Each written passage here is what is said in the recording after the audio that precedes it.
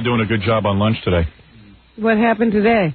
Just got my potatoes. I mean, it would have been nice if I could have eaten it during the break, but he did a good job. And he got it in here. They're cooked well. Yeah.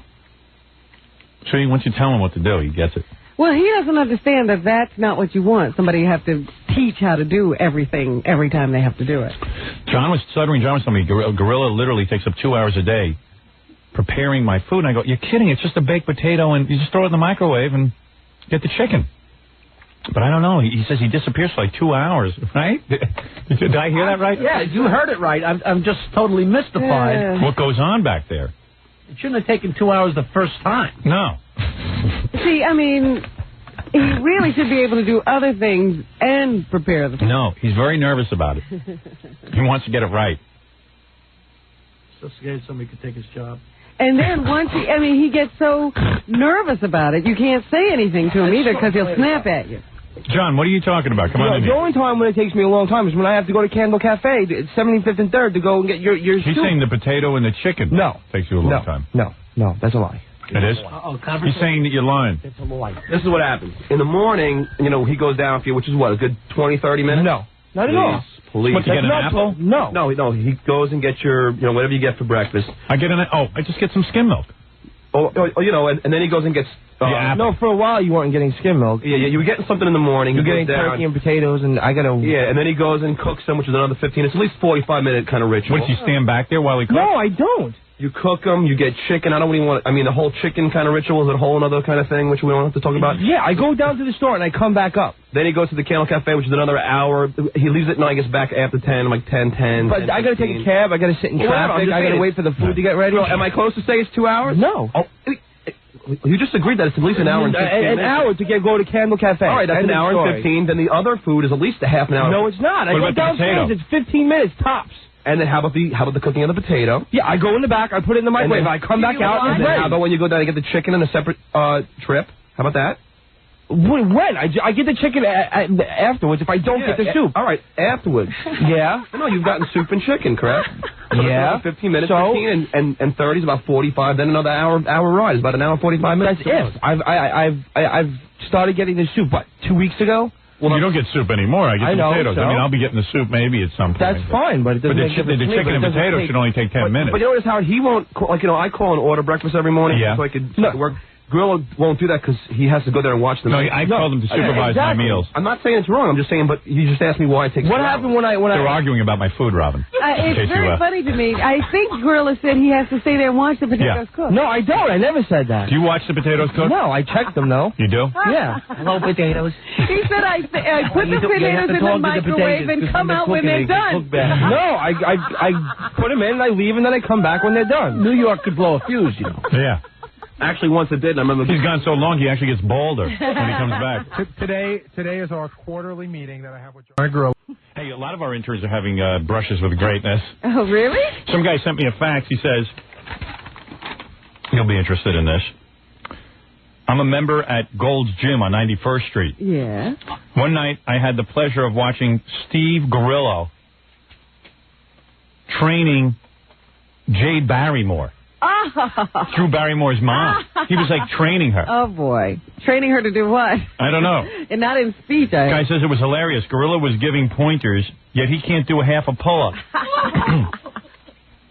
Thank God he works on your show. He is troll-like, pale, and repulsive. He probably couldn't get laid in a whorehouse with an 8-inch penis. Hey, my God, can he mumble?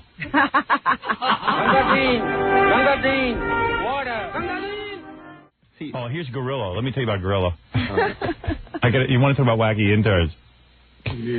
So we're doing the movie and everything, and Gorilla's been here. Gorilla's like not a bright kid, and he's the kid who makes my potato every day. He's a real trooper. He's a good guy. I like Gorilla a lot. So somehow, I don't know how this all came about, but Gorilla wanted a job on the movie, and he's been here for so long. And he wanted to be my assistant on the movie. Right. And I really don't want him as my assistant on the movie. Because I want a professional. You're breaking his heart. No, wait a second. I want a professional in that role. No, just listen. Don't get all upset. All right. Let him tell the story first. I want to hear the whole story. Phones are going crazy. All right, the phones are going crazy? Phones are going crazy. John, why don't you get in and work your phones? Your job is calling. Okay, I might be able to participate in this, but... All right, very good. All right, listen to me. So, you know, I'm excited about the movie, and I realize that I'm surrounded by professionals in the movie. I can't tell you how impressed I am with Betty Thomas, the director. What a brain on this woman. How she takes a script, and you know, we were on the phone yesterday. Fascinating. I'm learning. You know, I'm getting an education. Ivan Reitman, brilliant. On the phone with him yesterday, made a couple of pointed statements, made a lot of sense and all that. Okay, so great, right? So I'm getting very excited about this movie process. Like maybe I'll meet a lot of professional stuff. And then I realized because of the tight schedule, doing the radio show in the morning and filming in the afternoon, that perhaps there are people who really know how to keep you... Expedite that whole situation. Yeah. And I like Grillo and everything, but I don't know that he's qualified to do that. You know what I mean? Maybe he is. Maybe there is nothing to it, but maybe there's some... So I was anxious to work with the professional. But at the same point, I want the Grillo to get a job over there. So I went over and I said, look, I got my man here. He's been working for me for a couple of years for free. What do you got? Got anything that he can handle? They said, yeah, production assistant. He can handle that because it's, you know, it's for morons. You go around and you... It's like a runner. It's a runner. So I said, good. Get him one of those jobs because he'll be good at that. The guy's got energy. What he lacks... okay, yeah. If he lacks anything, he'll make up for it with his energy. Am I right? Yeah. He'll hustle twice as hard. Man, he could pull down like $400 to $600 a week or something. Something decent. That's some nice bucks. No, definitely. Nice hunk of change. Absolutely. So then I heard they liked him and everything. He went for his interview. You didn't wear a suit, did you? No, I wore like a nice shirt with a blazer and a pair of black pants and shoes. Yeah, you look like Jerry Mahoney. So anyway, he goes over, gets his interview. Then I hear back from him. He says to me in the hall the other day, he says, they really like me. It looks like it's going to be really good. And Gary tells me, yeah, they really like Grillo. And what they're thinking is he'll be like your liaison and getting things, you know, together and all that. And then when he's not doing stuff for you, he'll do stuff, you know, on the production. I went, oh, fuck. I said, no. I got to go over there and straighten them out. I don't want you near me. I want you. Well, if you don't want you near me, then that's no. I want you working on the movie. Yeah, but I thought they said, what do you want to do? What can you do for us?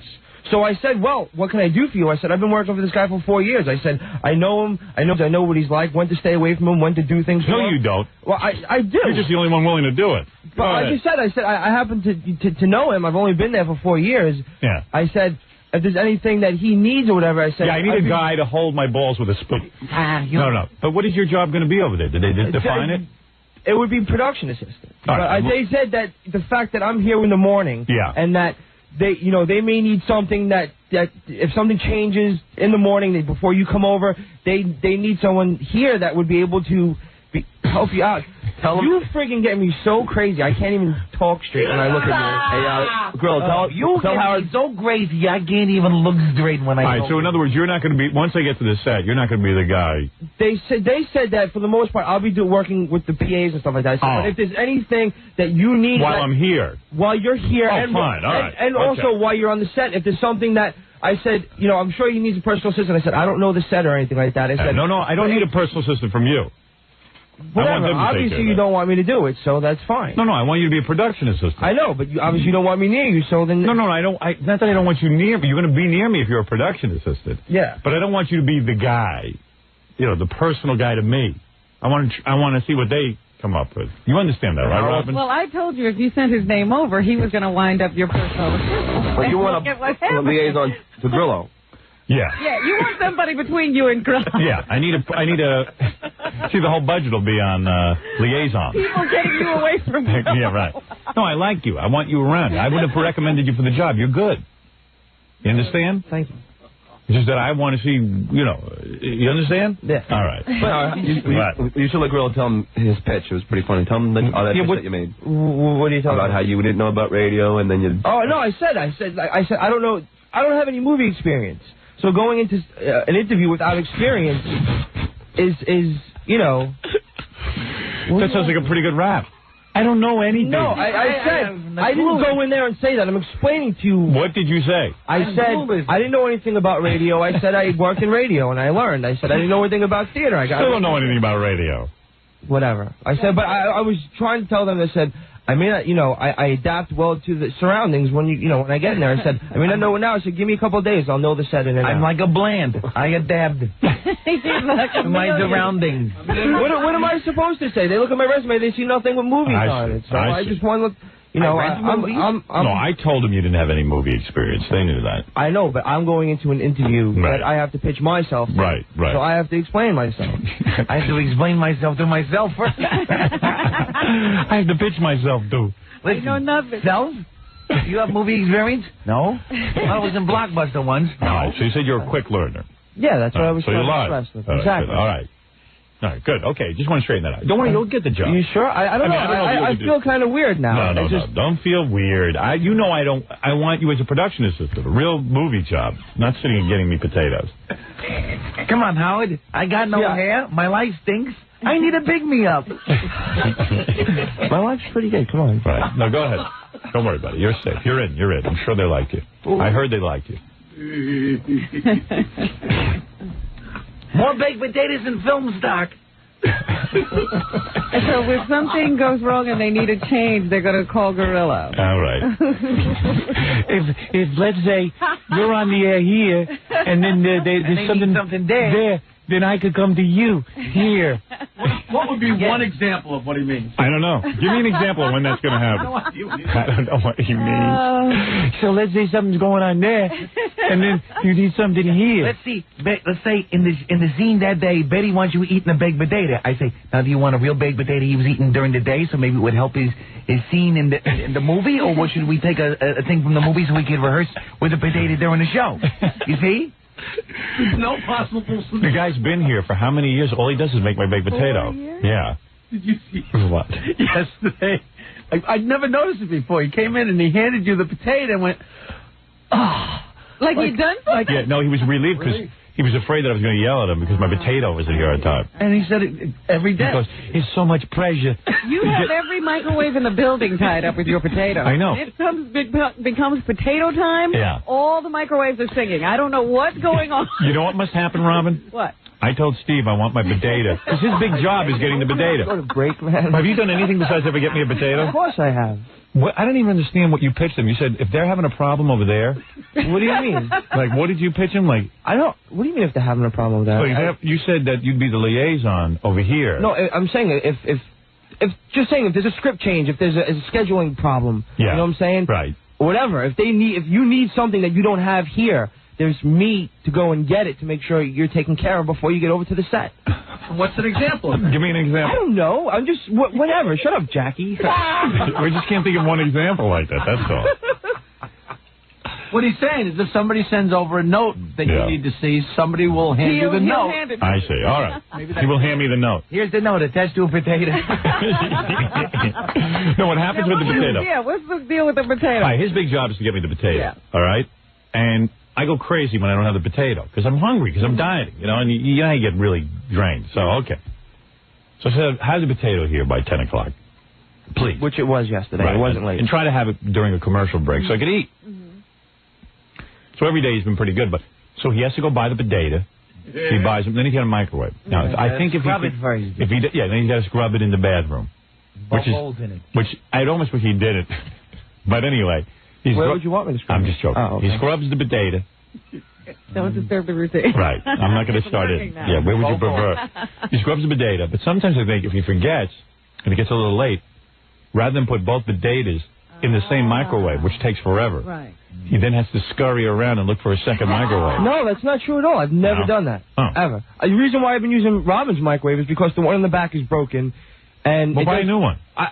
Make it happen. I thought that was taken care of. I did. I told you and I told Gary. And nothing ever happened. There's no carousel in that microwave in the back. They're telling me it is broken. That it isn't broken. There's no carousel. It doesn't spin around. You don't need it to spin around. Mine is home. That's why your potatoes have been uncooked. Howard. They've been a lot better since I've been using Robin's microwave. We've had that microwave for 8 years. Right. Never had a carousel. No, what? We've not had that microwave for 8 years. We've had it for maybe 3 years, and the carousel was thrown out. The microwave before... Steve, I have to bow to Steve on this. He is the expert of the microwave and the potato. I got to say, Howard, it's been a long time since I cooked them, and technology's gone a long way. Yeah. Well, what's the story? What about the carousel? The microwave is working, right? That's been determined. But there's no carousel. The carousel was thrown out, and it's pretty much useless if you're going to cook something in there. I bake potatoes in a microwave at home that doesn't have a carousel. Put them on for 20 minutes. Right. After 10, you flip them around, and then you put them on another 10. Right. That's the same thing a carousel does. Right. Is the carousel just a plate that goes on there and spins around? Can we just buy a plate? You can get another one. Why don't you buy a plate? See, this is why you don't think. What do you mean I don't think? The whole thing was there's a... No. No. You know you're not thinking. You're going to go buy a whole new microwave. I'm going to tell you something. There's a piece underneath the plate that spins the plate around. Buy that. Where? You have to get another microwave. Store.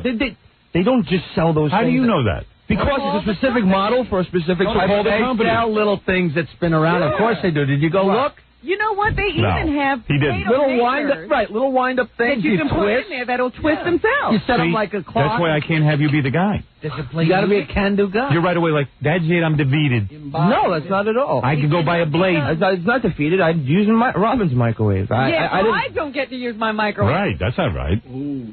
And she has to cook up a data. The ashtrays in my car full. I got a zealot. I fixed it. I use Robin's. See how you don't think? I do. How long are you going to use Robin's? At some point, she's going to need her microwave. You know, it's not... Mr. Potato Head. All right, Mr. Potato Head. Go ahead. So much pressure. I wish I had daughter died. Here's your potato.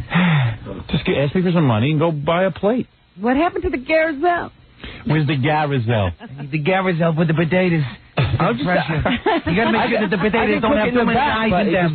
No, today, with Robin's permission, you can use hers, but get a carousel. All right? Carousel. The rest of the day, you work on the carousel. What is it, Ralph? They make these carousel things that you can put in. Right. You don't have to have the original one. You can get one that winds up or something. Of course. And just stick it in there. It's new technology to me. All right, go ahead. Get out of here. Jeez. Very stupid. What do I get them today? Native, Idaho, or red potatoes? All right, let's take a break. All right. Yeah, let's take a break. I was going to... What, you going to pile on? Yeah, but it's not necessary. Should. I said, my God, it takes 50 microwaves to cook one potato. You want to pile in here? Dude. Gorilla. Yeah. Good morning. How you doing? Where's Gorilla? Hey, Gorilla, come here. This guy wants to pile on you. Oh, no. Hey, this guy wants to yell at you. I don't want to yell at him. What are you going to say? Well, basically, I'd like to say that I realize why you don't really want him on the movie. Why?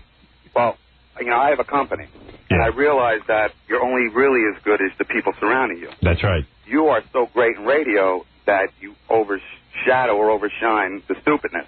Right. But in the movie, you're afraid that may not happen. You want the best. That's right. And he maybe is not the best. He'll be fine as a production assistant. Right. Does that make sense? Yes, thank you. Does Gorilla want to say anything? Yeah, don't rain on my potatoes. You bastard. Thank you. Thank you, Hal. You'll do fine. Don't worry. You don't have... They'll tell you what to do over there. That's the kind of job you need. I have no problem. Right. Okay. I'll learn, and I'll make you proud. How's that? All right. Thank you. By the time the last day rolls around, I'll get it right. I'll learn everything there. Ivan, where can I get a Garazelle? Excuse me, Ivan. I know you have a busy schedule, but I gotta know. Ivan, where do you get the potatoes around here? Is that a wind-up, or does it have batteries in it? Now, the batteries might be dangerous because it could explode in the oven. Excuse me, Mr. Reitman. He'll be bringing you potatoes in the middle of his scene. I was going to say, he's going to get the potatoes from somewhere around the set. Now, he's not going to have to come back here to the stores here because... Where are you going to get the potatoes from? You need the potatoes out there? I won't even have to worry about that. They have that stuff catered. Oh, do they? So yeah. All right. There's no need. In other words, you're needless. Yeah. Bring You're that useless. potato. You're not needed. But I need to select the best potato. All right, thanks. Don't worry about it. We're just goofing on you. You're a bright guy. Go ahead. I stay here until you go to break, so I make sure. We're going to take a break, and we'll be back right after these words.